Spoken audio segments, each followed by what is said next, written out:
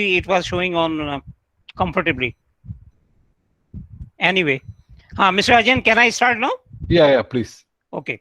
So, friends, because of connectivity issues, my communication with you is snapped at after question number 17 of unit 33. So, from question number 18 onwards, we will be again doing the whole thing. Okay. So, we were at SURFACE Act. Now, question 18 says, if the borrower represents or objects to the notice. In SURFACE, borrower is defined to mean borrower, guarantor, and mortgagor. All three, any of the three. If they represent against the notice or object, raise some objections to the notice, then we have to consider it. And if we find that their representation or objections are not acceptable, then we have to reply under the signatures of authorized officer. And it is to be done within a specified time frame as per Act. The time limit is 15 days. This is as per section 13(3)(a), read with rule 3(a), part A and C. So the options are 15 days, 30 days, 45 days. There is no such requirement. Our answer shall be option A, which reads as 15 days. Sir, is 15 days is the 15 days after the receipt of the by borrower, or 15 days after sending the letter from the branch? No, this representation has been made by the borrower, so it has to be received by the branch. So from 15 days from the receipt of this representation or objection at the branch. Okay, sir. Borrower will dispatch the letter representation, and the branch will receive, or authorized officer will receive. If the authorized officer is sitting in scale 4 officer is sitting in circle office, he will be receiving it. So whenever it is served on the bank, from that date, within 15 days, it has to be replied. No, it is, I have to reduce it further. All right. Question number 19. If the owner of the securities want to approach DRT against decision of bank for possession, he can do so under SURFACE Act within how many days? Now here we will have to clearly know the distinction. When we issue a notice under SURFACE Act, under section 13(2) of SURFACE Act, 60 days notice is there. Against this notice, he can only make a representation. He can raise certain objection. He cannot go to any DRT court, etc. Right? After 13(2) notice period is over, then we take measures under section 13(4). That is taking possession, and selling the security. So when we take possession, we take measures under section 13(4). Against that, he can go to DRT. And he can go to DRT within 45 days of the action which he is opposing. This time, 45 days, here he has not to deposit any money. He has to go to DRT, say that the bank's action of taking possession is illegal because of these reasons. Hence, he can go to DRT, make an application, and this time limit is 45 days. This provision is given under section 17(1), 17(1)(a), and 17(a). Next question is question number 20. If owner of securities want to make an appeal to DRAT against decision of DRT, it can be done under SURFACE Act within 30 days. So he can go to DRT in 45 days, and if he finds that the order of DRT, he has to appeal against it, then he can go to DRAT within 30 days of the decision of DRT. This provision is given under in section 18(1), 18(b) of the SURFACE Act. Now in DRT, bank and borrower, they are the two litigants. Bank may lose the case, borrower may lose the case. If bank lose the case, then bank can also go to DRAT within 30 days. but bank has not to deposit any money. But if the borrower loses his case in DRT and he files an appeal in DRAT, then he has to deposit some money. This money is 50% of debt due. That can be reduced by DRAT to not below 25%. This we have to remember. He has to deposit whatever DRT has ordered. DRT say for example, DRT says that you are liable to pay 10 lakh rupees to bank A, then he will have to deposit 7.5 lakh to DRAT. I'm sorry, 50% means 5 lakh to DRAT. And he be DRAT on, and if he requests DRAT to reduce this amount, then DRAT can reduce it. DRAT cannot waive it. DRAT can reduce it to 2.5 lakh. So if the borrower files an appeal in DRAT against the decision of DRT, he will have to deposit 50% of debt due that can be reduced to not below 25% by DRAT. Now, when we sell the securities under SARFAESI Act, we have to issue a certain days notice of sale to the borrower. Those certain days are 30 days. Whenever we first take the possession, then we fix the reserve price, then we issue a notice to the borrower that we are going to sell this property. Now, this cannot be like this, that say today is 29th August, we say that we will be selling this property on 5th September. We will have to give him notice up to say 27th of September, so that 30 days time is available to him. But sometimes what happens? We go for e-auction. Our auction fails. Nobody turns up or the bids are not acceptable. So what the bank will do? Bank will cancel that auction, may further reduce the reserve price, and will go for re-auction, for resale. For resale, 15 days notice is required. For first time sale, it is 30 days notice of sale. For any subsequent sales, it is only 15 days notice. This is given in Rule 9.1.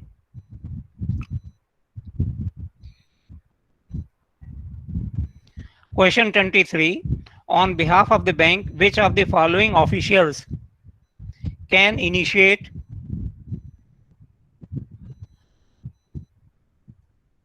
action under SARFAESI Act? Any officer of the bank?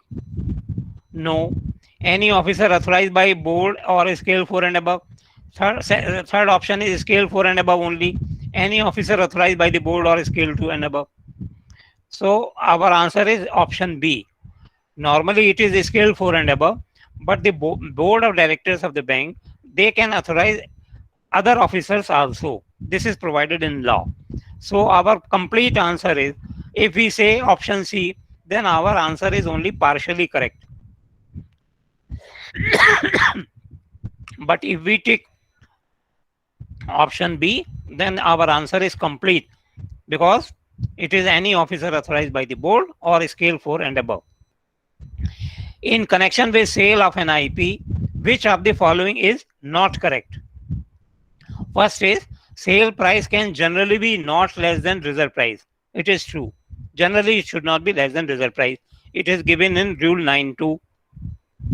Reserve price is to be fixed by the owner. It is not true, because reserve price is fixed by the authorized officer in consultation with the secured creditor. Sale below reserve price can be made with the consent of the owner of the security. It is true. So not true is only B. Reserve price to be fixed by the owner. That is incorrect. So my answer will be B.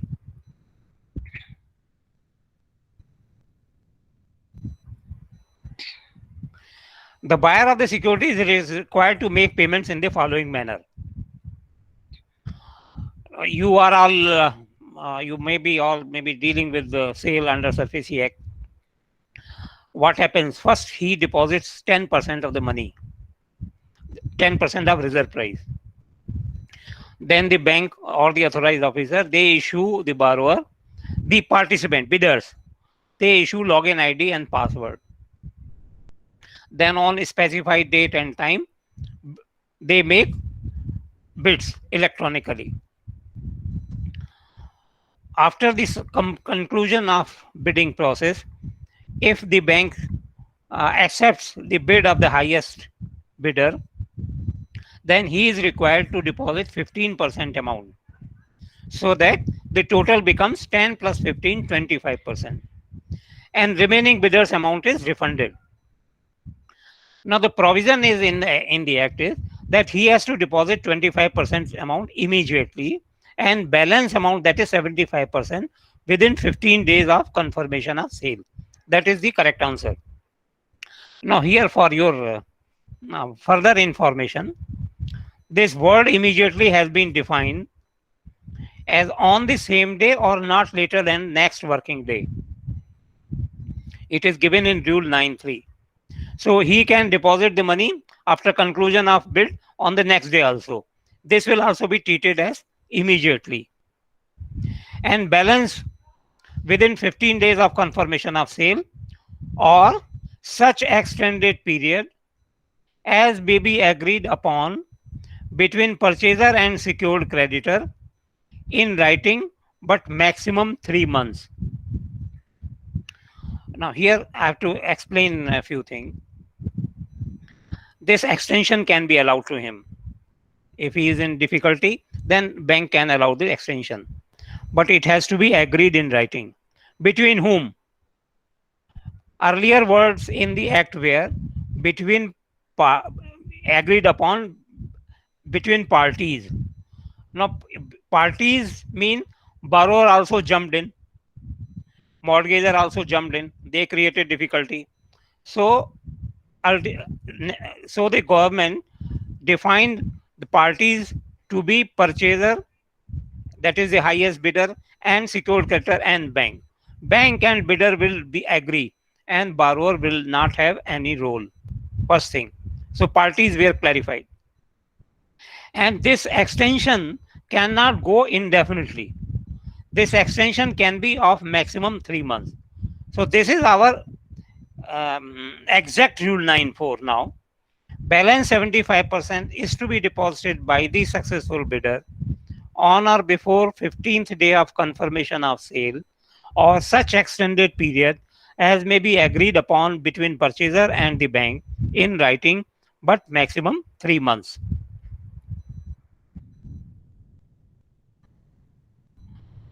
If sometimes what happens, we have already filed our recovery suit in DRT, and thereafter bank decides that we should have taken action under SARFAESI Act also. So is it necessary to first withdraw our suit in DRT, or while the suit is pending in DRT, we can initiate action under SARFAESI Act? Yes, it can be done. Withdrawal of suit in DRT is not a prerequisite. This was decided by Supreme Court in the case Transcore versus Union of India. So I have given 4 options with permission of Supreme Court, with permission of RBI, as per Supreme Court judgment in Mardia Chemicals case, or in Supreme Court judgment in Transcore. It is a option D in Supreme Court judgment in Transcore. And Mardia and Transcore judgment, I have given a brief in the answer for your further reading. This was all about the enforcement action under SARFAESI Act. Another action which the bank can take under SARFAESI is outright sale of NPS to asset reconstruction companies. We can sell to asset reconstruction companies, we can sell to other banks, we can sell to other FIs, we can sell to NBFCs. So which of the accounts can be sold by a bank? First criterion is that this account should be classified as NPA. If it is NPA, it can be sold, no problem. If a standard account is there, it can also be sold, provided it is reported as SMA2, option C. It can be sold if it is SMA2. And suppose it is a standard, but it is neither, it is not SMA2, SMA01 is there. Then it can be sold only under consortium multiple banking arrangements. A standard asset where the asset is under consortium multiple banking arrangement, number one. Number two, at least 75% by value, they have classified it as NPA. Means in other banks' books it is NPA, in my book it is a standard. Then it can be sold. But other banks means 75% by value. Third requirement is that at least 75% of value they should agree for sale to ARC. If these conditions are met, it can be sold. So my answer will be D, all of the above. Question 28 is, before purchase of NPA from seller bank, the purchaser bank is allowed a minimum how much period for due diligence? Suppose A is selling NPA to B bank. Then B bank will require certain time to study the loan, to inspect its securities. Now, if securities are spread over, different places, different cities, then it will require more time. Okay, so depending upon the account, depending upon the security, the time period of due diligence is required. So what RBI says, RBI guidelines stipulate that banks must provide adequate time for due diligence by prospective buyers, which may vary as per the size of the assets, with a floor of 2 weeks. So minimum 2 weeks time is to be given. So answer is, here also is allowed a minimum how much period for due diligence. So minimum time is 2 weeks. Option is C. That will be my answer. Question 29. Purchaser bank should retain the NPA account purchased from other banks in the books for at least how much time? Gentlemen, if banks A sells NPA to asset reconstruction company, say on 29th August 2021, the ARC can further sell it to some other ARC, to wherever it wants, in September, in October, no problem. There is no restriction on the holding period by an ARC. But in case of sale to bank to bank, from bank A to bank B, then bank B will have to retain it in its books for at least 1 year. This is to deal with the situation, that it should not be like this. Bank A sells to B, then B sells to C within 1 month, then C sells to D another within 2 months. This type of things, these types of transactions, they are forbidden by Reserve Bank of India. ARCs don't have any minimum holding period, but the purchasing bank will have to keep the NPA account in its books for at least 1 year. Now we come to Recovery of Debts and Bankruptcy Act 1993. You know, earlier, if my claim amount was 10 lakh, up to 10 lakh, then I was filing. Hello. Sir, excuse me, sir. Yes. Sir, in this, in the brackets it is given, banks permitted to sell their NPAs. The first bank A, they can sell their NPAs without any holding period. What does that mean, sir? It means that bank A, when the first sale is being made, today I am classifying it as NPA, 29 September. Okay, I am bank A. I have classified this account on 29 September. Theoretically, I can sell it tomorrow. Yes, sir. Yes, sir. Are you getting my point? First bank, when first sale is happening, the first seller does not need to have any holding period. He can sell it immediately once it is classified as NPA in its books. Or we can sell the standard asset, we can sell the SMA 2, SMA 01. So I can sell it, there is no problem. But my purchasing bank, to whom I am selling it, he will have to retain it for 12 months. Okay, got it. So I'm reading it. Banks are permitted to sell their NPAs to other banks, FIs, NBFC without any initial holding period. But however, the NPA, non-performing financial assets, should be held by the purchasing bank for a period of 12 months before it is sold to other banks. I will modify this language. It is creating little confusion. I will modify before only then it will be circulated among you. The purpose is, if PNB is selling to SBI for the first time, then it is not necessary that in the books of PNB this should be NPA for 12 months. If PNB has sold to SBI, then SBI wants to sell it to another bank, then SBI will have to hold it for 12 months. That is the requirement of law. I will modify the Okay, language sir, a thank you. little bit, okay?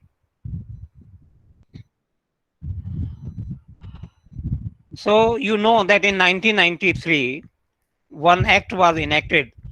It was known as Recovery of Debt Due to Banks and Financial Institutions Act.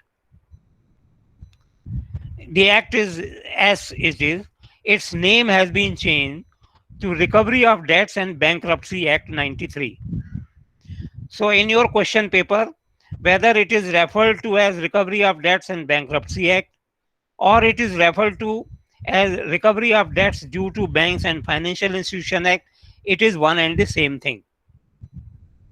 So earlier we were filing suit in DRT when the claim amount was 10 lakh and above.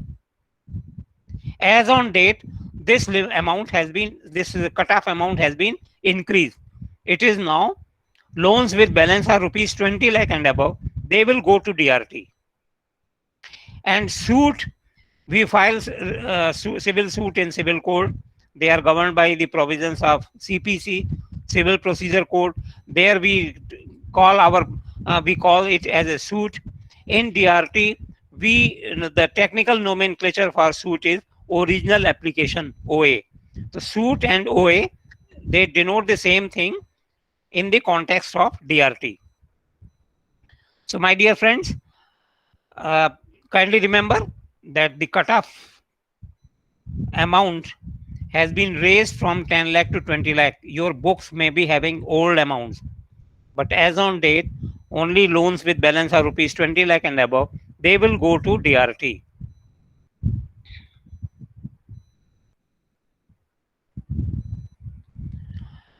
Question 31. Which of the following is not a correct statement regarding the setup at DRT and DRAT under the provisions of RDB Act 1993?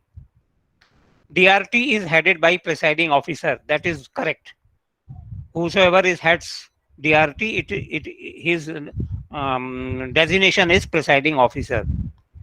DRT's presiding officer is assisted by registrar and recovery officer.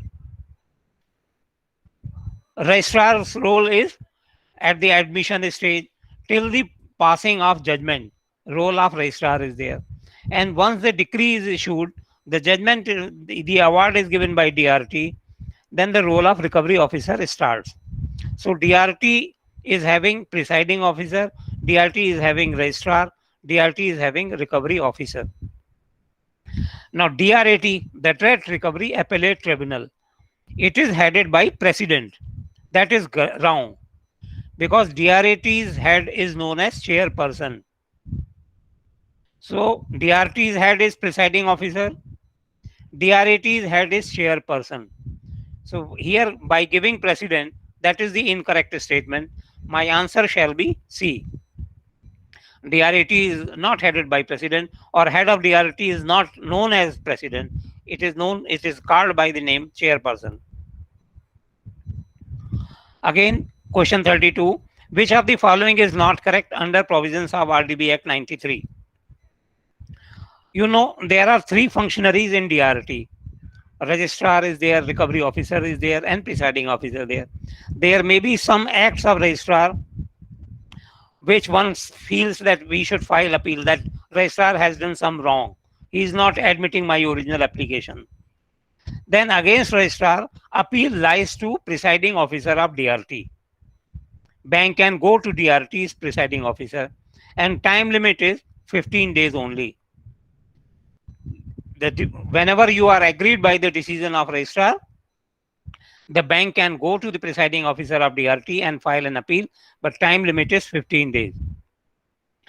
If bank is agreed by the decision of recovery officer, we can again go to presiding officer and file an appeal, and here the time limit is 30 days.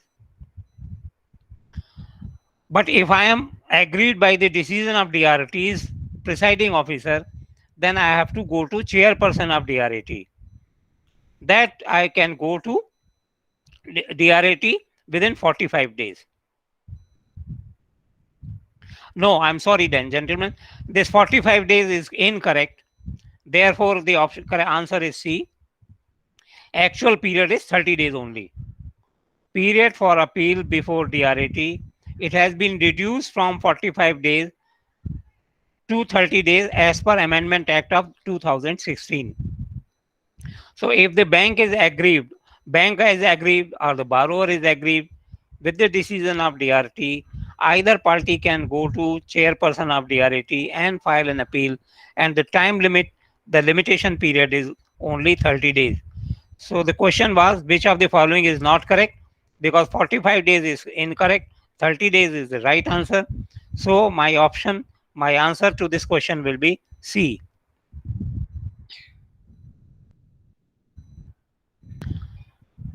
Presiding officer of DRT is expected to take a decision on a suit filed case within how much time under provisions of RDB Act 93. Before I go to various options, let me read out the law. Section 19(4), 19 subsection 4 of RDB Act says that on receipt of application, show cause notice will be issued to borrowers, to parties within 30 days. Section 19 subsection 24 says disposal is expected by DRT in 2 hearings and within 180 days. That is the law. So here the options are given as A, 90 days period that can be extended by another 90 days, 2 hearings, 180 days. So actually the option is C plus D. So what they will be doing, they will be giving an option E, and there they will say C plus D. So you will have to take E. You should know the law. Law says the DRT is supposed to decide your suit in 2 hearings within 180 days. Though in practice it never happens. That is another thing.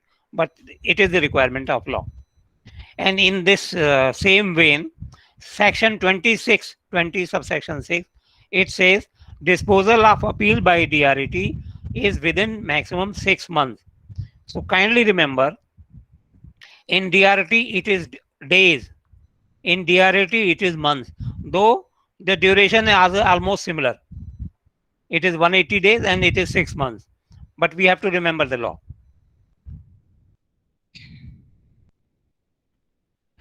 If we have already seen it, if borrower wants to make an appeal against the decision of DRT's presiding officer to chairperson of DRT, it can be done under provisions of RDB Act. After here also in SARFAESI the same provision was there, similar amount was there, provision was different, the amount was different, same provision was same.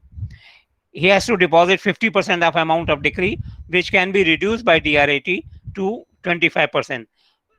Below 25% they cannot reduce. So option D is the answer. This we have already seen, question 35, that DRAT is expected to take a decision on appeal case within 6 months. Now we come to Lok Adalats. Lok Adalats, question 36. Lok Adalats are established under provisions of which of the following? Recovery of Debts and Bankruptcy Act, Civil Procedure Code, SARFAESI Act, none of the above. The answer is none of the above, because Lok Adalats are created under Legal Services Authority Act 1987, which was later amended in 2002.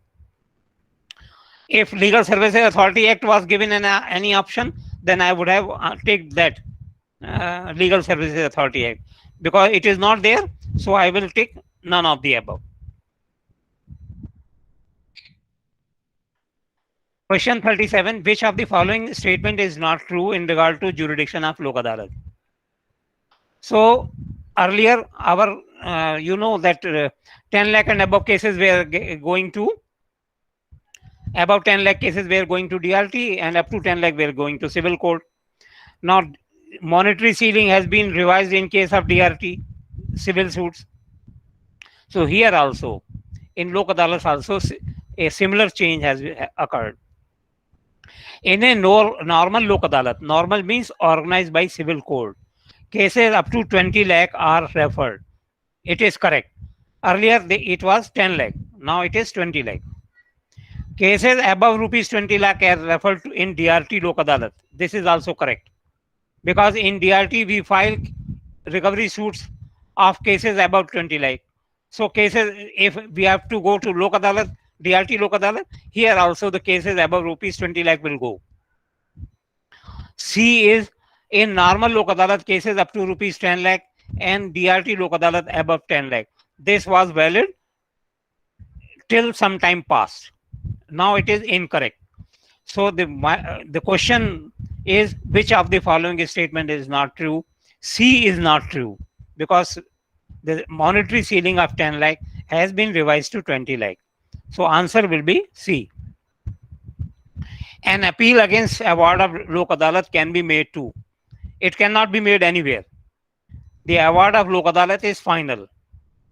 This provision is given in section 21 of Legal Services Authority Act. It says that every award of Lok Adalat is deemed to be a decree of court, decision or consent decree, and cannot be appealed against. Because in Lok Adalat, both parties sit together, the bank and the borrower, and they agreed upon certain terms and conditions, how much amount he will pay and in what duration he will pay. Once the borrower has agreed, then there is no reason for borrower to appeal against it. So Lok Adalat's award, they don't have any appeal. Which of the which of the following RBI guidelines is not correct in connection with the setup of Lok Adalat? I should say which of the following, rather I will note and I will correct it. The language is slightly different. I would like to say which of the following is not correct as per RBI guidelines in connection with the setup of Lok Adalat. I will revise it. RBI guidelines were issued in this regard on 2nd May 2001. It states the scheme of Lok Adalat may include all NPA accounts, both suit filed and non-suit filed accounts, which are in doubtful and loss category. Further, the repayment period should be within 1 to 3 years. So I have to see which one is correct. B is correct because doubtful and loss can be referred. Repayment should be made by upfront. Yes, it can be done. And repayment may be allowed in installment up to 3 years. This is also correct. The only incorrect is the cases relating to substandard account can be referred. These cannot be referred to Lok Adalat. So my answer is A. Restructuring of loan account is straight true or false. Restructuring of only viable accounts is allowed. Very correct. Unviable, we will not restructure. Cases of frauds, malfeasance, willful default may be restructured. Generally, it is not done. So maybe restructured, it is false. Only when it can be done with board's permission and when the new owner is there. When the change of management is there, change of owner is there, it can be done with the board's permission is done. And another condition is that if any criminal case has been started against the previous promoters, previous owners, it will continue. Under those conditions, cases of fraud, malfeasance, willful default can be restructured. But generally, these are not restructured. Upon restructuring, what happens? As soon as we restructure a standard account, we downgrade it as NPA. We make it as NPA. If we restructure an NPA, its asset classification will remain the same as it was prior to restructuring. And in both the cases, normal aging criterion will apply. That after 12 months, substandard will become doubtful. After 12 months of DB1, it will become DB2. After 24 months of DB2, it will become DB3, and so on. Restructuring can be taken up for standard, substandard, doubtful. Yes, true. Because we do not restructure loss account. If there is no security, no restructuring is viable. Restructuring can be done with retrospective effect. It is false. So we have seen it. Which one statement is true? Which one is false? Debt restructuring mechanism for SMEs. These guidelines were issued by Reserve Bank of India on 8th September 2005, to which they apply if it is a non-corporate, it is not a company, SME, then irrespective of dues, these guidelines apply. If it is a corporate SME, single bank, then whatever be the dues, these guidelines will apply. Corporate SME, multiple banking or consortium, then only if the outstandings are up to rupees 10 crore, these guidelines will apply. We are not going into the details. The questions are generally asked about where the debt restructuring mechanism for SMEs apply. We are restricting to that only. Question 42. As per RBI directive, if a loan account shows some irregularity in cash credit account or fails to pay term loan dues on time or delays in meeting obligations under non-fund facilities, it is called stressed account. Because for non-NPA, there has to be overdues for more than 90 days in term loan. It should be out of order for more than 90 days in CC account. But even if there is a delay of 1 day, it is showing irregularity. It will be known as a stressed account. Willful default are those where it has a capacity to pay because it is willful, deliberate. It has the money, it has the profit, is still not paying, and thereafter it has siphoned off or diverted the funds or disposed of the assets. Only then it will be treated as willful default. So my answer will be B, stressed account.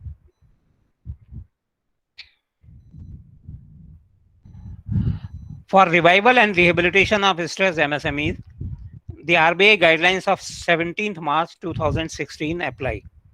Now here, friends, I would like to caution you because in your textbook, they have devoted a very significant portion to corporate debt restructuring. Earlier, there was strategic debt restructuring, corporate debt restructuring, flexible restructuring, then S4A, a scheme for structuring of sustainable debts.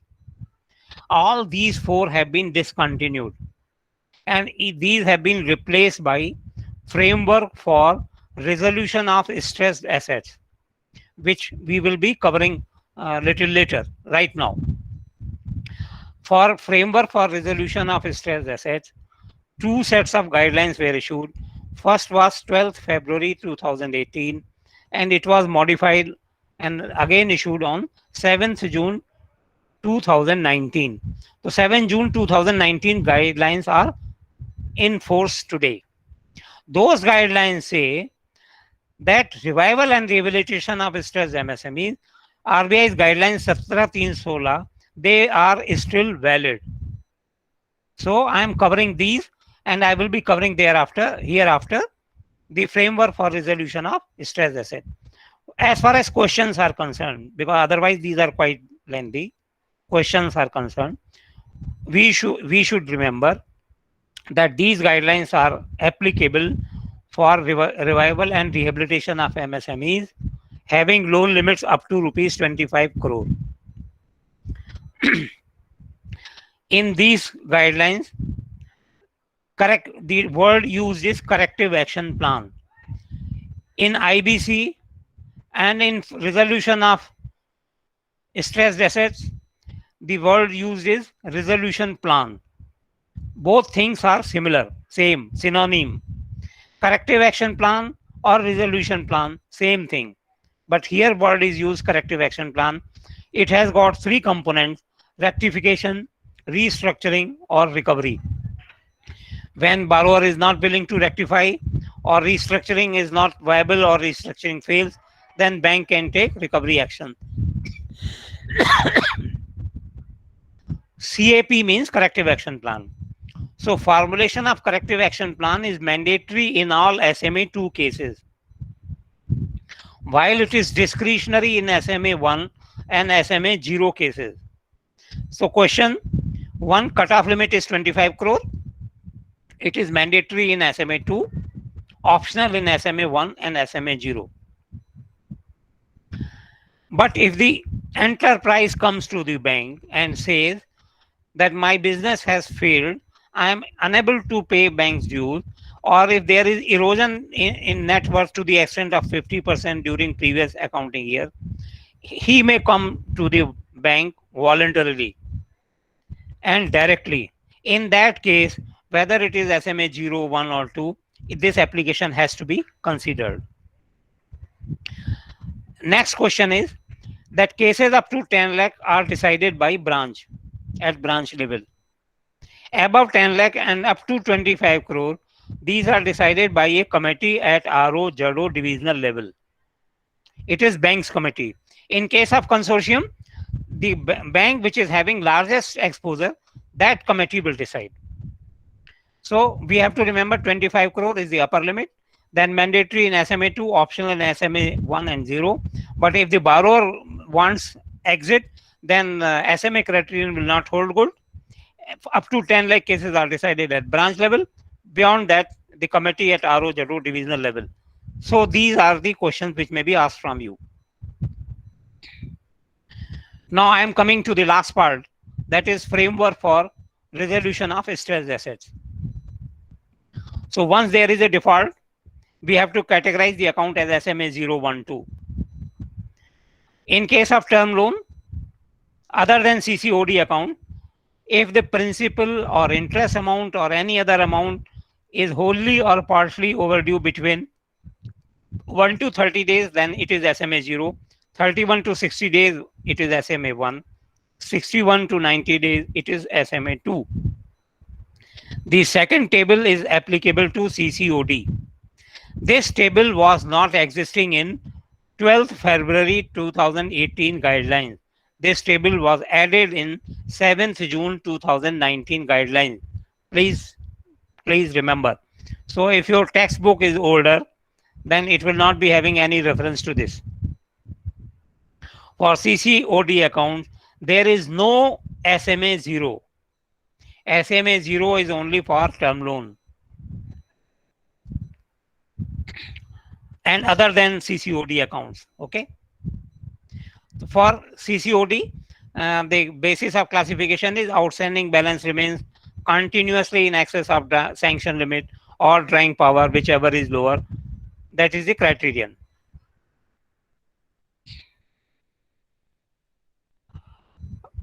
We have default means non-payment of debt when whole or any part or installment of the amount of debt has become due and payable and is not repaid. For revolving facilities like cash credit and default, the default will mean when the balance is continuously accessed for more than 30 days. The options available for banks to exit for stressed assets. What are the options? First is exit from the account. We sell it to other banks, or the account is adjusted by the borrower, exit from the account. Rescheduling, restructuring, rehabilitation. Another option. Compromise, we can enter into compromise. We say that, okay, you are having 10 lakh dues, you pay 8 lakh and we've settled your dues. One-time settlement or compromise. We can take legal action. State Recovery Act, we can file a recovery certificate and give it to revenue authorities. Then Amin recovers and deposits the money in the bank. We can take action under Lok Adalat, SARFAESI, court, DRT. And if nothing happens, then we can write off the account. So these are the various options available to banks for dealing with stressed accounts. Now these questions 44, 45, 46 and 47, they are all related to this table. So I'm not again reading those. Okay. I'm saying SMA 0 is 1 to 30 days, SMA 2 61 to 90 days, and so on. I'm coming to question number 48. Once there has been default, now this is all in RBI's guidelines of 7th June 2019. These are new guidelines in force today, and probably these are not covered in your textbooks. So once a borrower is reported to be in default by any of the lenders, they shall undertake a prima facie review of the account within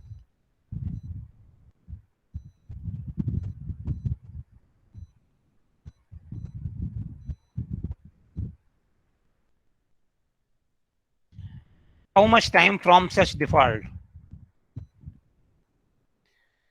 It is 30 days.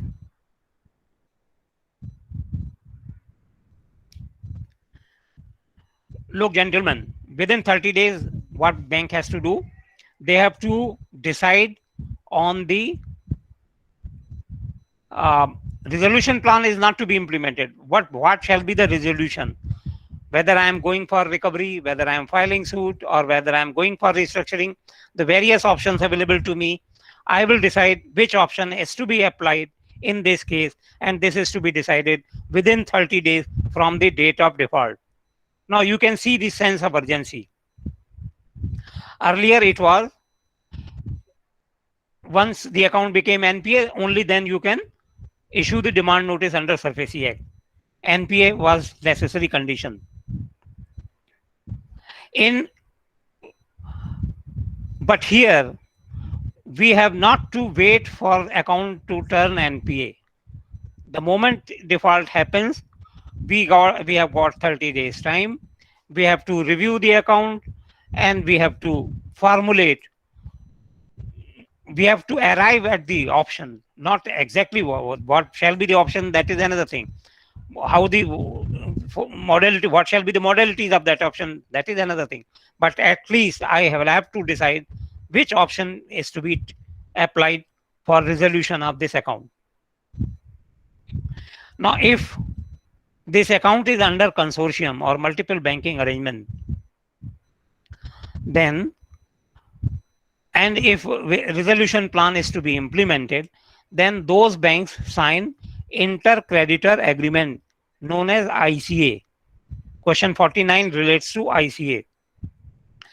The ICA shall have a clause that any decision agreed to by lenders representing so much value and representing so much number shall be binding upon all the lenders.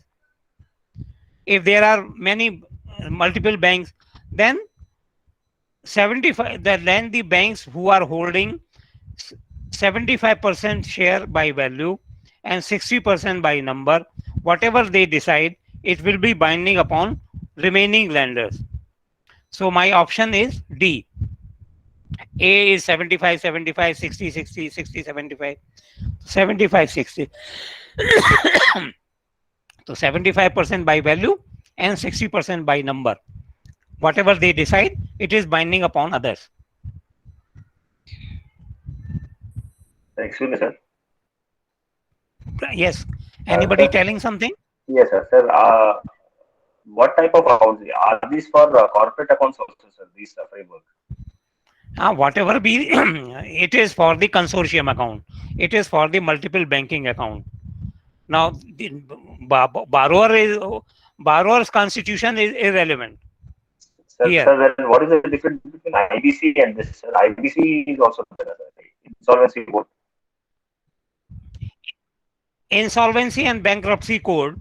Now, there, whenever there is a default of 1 lakh and above, now that limit has been increased to 1 crore and above. Whether there are financial creditors, there are operational creditors, and there is the corporate debtor. Any of these three can go to NCLT.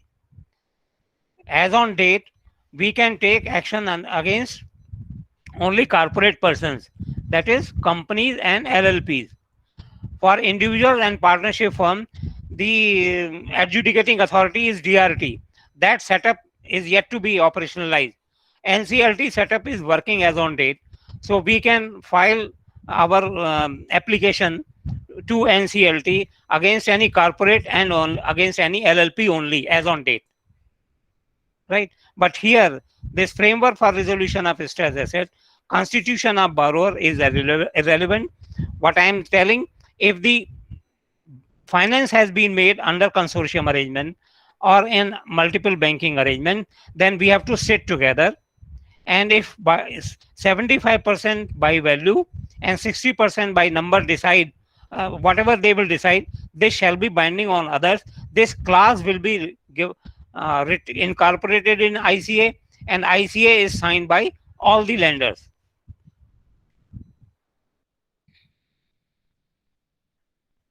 In this framework, the resolution plan is to be implemented within 180 days from the end of review period. You know what this whole framework, the crux of this framework is that if you within that review period of 30 days, if you formulate the plan, then from date of implementation within 180 days you implement the plan. If you don't implement, then you make extra provision. Okay, and if you implement within the 180 days, then you can reverse the provision. You can upgrade the account provided certain conditions are fulfilled. So this is a carrot and stick sort of thing. If you do things according to this framework, then you have some incentives. And if you fail to comply with this framework, then you have disincentive in the shape of making additional provisions. So here, first a milestone is that from the end of review period, my resolution plan must be implemented within 180 days. So my answer is A. 90, 60, 45, they are incorrect answers.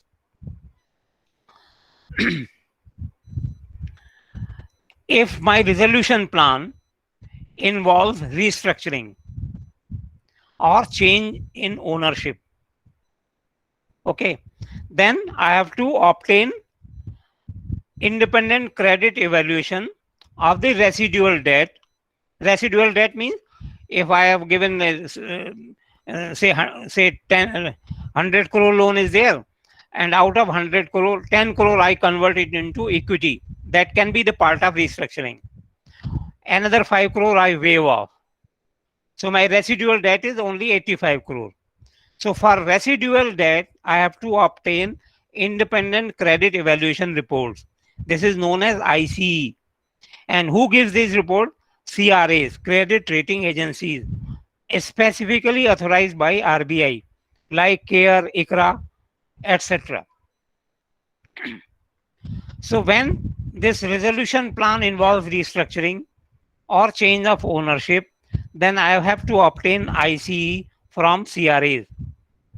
When the aggregate exposure is 100 crore and above, not below that. If 100 crore and above, then I have to obtain one ICE from one CRA. For exposure of 500 crore and above, that is 5 billion and above, I have to obtain two ICEs from two CRAs. This I have to remember.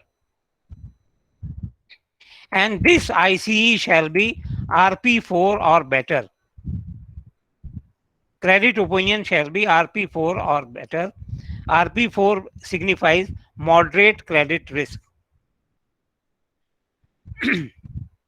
Now, coming to the situation when a viable resolution plan is not implemented. If it is not implemented within 180 days from the end of review period, the lender shall make additional provision of 20% over and above the provision required as per RBI guidelines, IRAC norms. Okay. For example, if it is a some say it was earlier having doubtful one, it was doubtful one, it was having 20%, 25% provision. Doubtful two, it was having 40% provision. So 25 plus 20, 45, 25, 40, 40 plus 20. So whatever provision was required in normal course, banks will have to make additional provision of 20% if the viable resolution plan is not implemented within 180 days from the end. Please note down the word end of review period. So answer is C. But if it is not implemented within 365 days from the commencement of review period, here the word is commencement, then we have to make another additional provision of 15%. So total additional provision is 35%. But in any case, the provision cannot exceed the normal asset classification provision plus additional provision under question 53 plus additional provision under question 54. They cannot exceed 100% of book outstanding. That is obvious.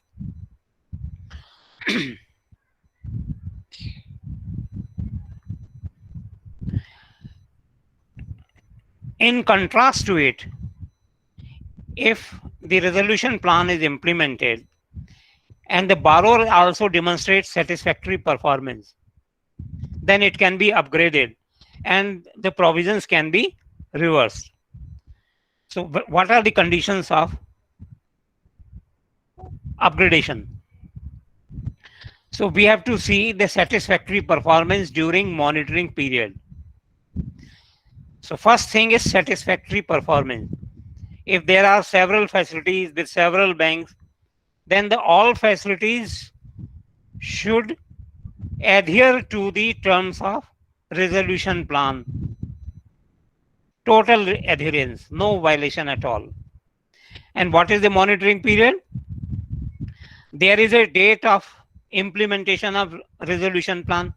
It was the resolution plan was started on a particular date. Then we will see the further period. When 10% of the dues, some outstanding principal debt is repaid, that period is monitoring period. I'm again repeating, friends. Say your resolution plan is implemented today, 29th August. So I will observe the conduct of the account in future. I will see when my 10%, the outstanding principal debt, residual debt, whatever is left out, when its 10% is repaid. This 10% can be repaid in 5 months, 12 months, 18 months. Entire period will be known as monitoring period. So I will see that during the monitoring period, the account has exhibited satisfactory performance. I can upgrade it. But there is one more rider. If he has repaid in 10 months, say 10 months or 6 months or 5 months, then I will have to watch its conduct for 1 year. If he repays 10% in 4 months, then after 4 months, I cannot upgrade it. I can upgrade it after 12 months only. So, provided that the account cannot be upgraded before 1 year from the commencement of the first payment of interest or principal, whichever is later, on the credit facility with the longest period of moratorium under the terms of resolution plan. So, I have to watch when he pays 10%, that will be the monitoring period, but there is certain minimum period also. That minimum period is given in bracket. So both these things together, that will form the correct answer. As against monitoring period where the 10% dues are recovered, the period where 20% of residual dues are recovered, that is known as a specified period. That's all. So as per RBI's framework for resolution of stressed assets, a specified period means the period from the date of implementation of resolution plan up to the date by which at least 20% of outstanding principal debt as per resolution plan is repaid. So my answer is D, 20%. The last question is, if there is a change of management, change of owner in this framework, then when the credit facilities may be continued or upgraded as a standard asset. there are four conditions. The bank's lender COC means Committee of Creditors, this is as per IBC, shall conduct necessary due diligence in this regard and clearly establish that the acquirer is not a person disqualified in terms of section 29A of IBC. The new promoter, the new owner should not be a person disqualified as per IBC, means undischarged, insolvent, okay, willful defaulter. Then he must not have been convicted in a court of law for 2 years, for 7 years. There are clauses. Then some clauses are relating to NPA, etc. Some relaxations have been given to MSME. So the crux of the matter is the new owner should not be disqualified in terms of section 29A of IBC.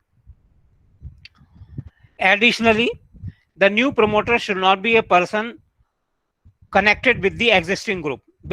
It should be clearly different person, different group. The new promoter should have acquired at least 26% of the paid up equity capital of the borrowing entity and shall be the single largest shareholder. The new owner should have acquired at least 26% of the share equity capital, and it should be the single largest shareholder, and it should be in control of the borrower entity as per SEBI guidelines, and the conditions of implementation of resolution plan are complied with. If these conditions are satisfied, then then under this framework we can continue a standard asset as a standard account asset, and if it is NPA, then we can upgrade it. Otherwise, normally if a standard account is restructured, it is immediately downgraded to NPA, substandard. Okay, but here some relaxations have been given.